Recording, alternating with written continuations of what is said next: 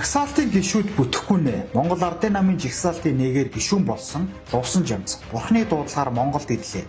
10 сар дотор өмдөндөө ороод айдас хүйцтэй байна гихчлэн боловсралтай хүнээс гарамгүй үгсийг улаан цайнд хэлж намынхаа нэр нүрийг төлж байв. Арчилсан намын жагсаалтын мөнхтөе гишүүн нэр цэвэр хүн биш аж.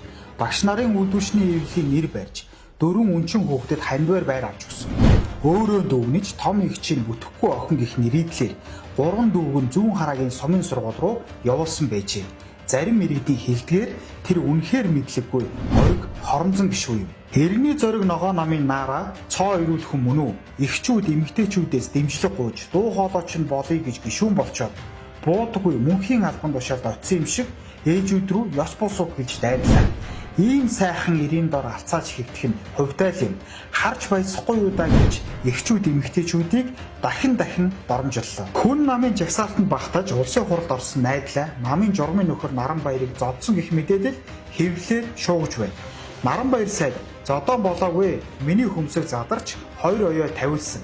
Цагдаад гомдол гаргаагүй гэж мэдээлээ. Харин иргэд зодоо болсон болоод хөмсөг задарч оёо тавилсан байгаа үстэй.